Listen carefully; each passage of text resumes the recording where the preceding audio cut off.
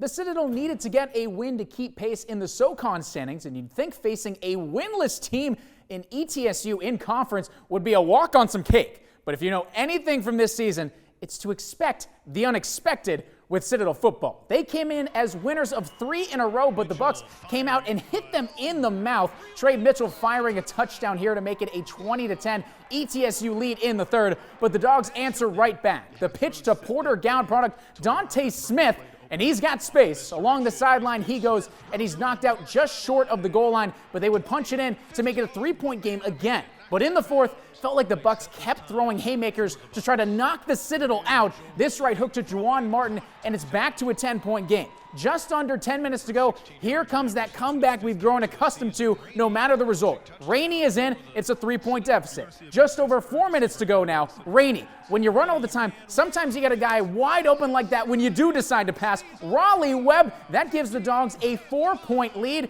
And this would come down to the final ETSU drive. Johnny Depp knows it's a big moment. 4th and goal. They go to Nate Adkins, their leading receiver, and he stopped just inches short to end the game. Look at how close this was to being a possible loss. Wow, the Dogs hold on by the slimmest of margins, 31-27.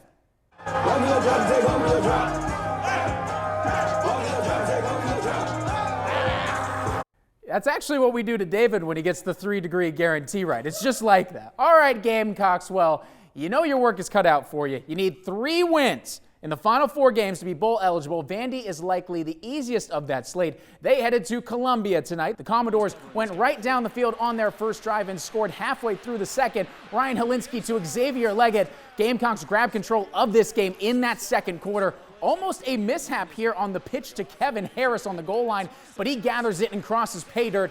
Then in the fourth quarter, still up 10, just like a 24-pack. Let's put some ice on this baby. Helinski to Edwards in the face of pressure. He gone. Gamecocks get to 4-5 with a 24-7 victory. Everything is better in purple, and the Tigers follow suit with military appreciation in Death Valley. 2 minutes in, Trevor Lawrence. Remember a couple weeks ago when people were like, hey, is his shoulder hurt? I think not. Amari Rogers on the other end. Wofford gave it right back to the Tigers, and a couple minutes later, Lynn J. Dixon, hyphenated name, inflated stats. Around the end for the score, but the star of the day was Travis Etienne. Over 200 yards again, but the big news breaks the school record for career rushing touchdowns with 48. He and the Tigers roll 59-14.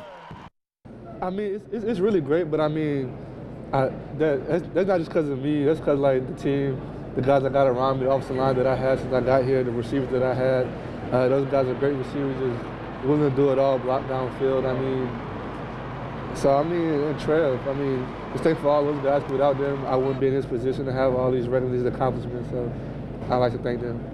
Any chance we recreate what happened here when the Citadel stuff, when they were 5, 6, 7, 8? Yeah, that was. I'm celebrating. It was exactly like that. I don't think so, but I'm celebrating that I didn't jinx Carolina earlier. Congrats. Oh, congratulations, Congrats. David. Congratulations. Congratulations. Stay working it's here all for another about week. me. Y'all have a good night.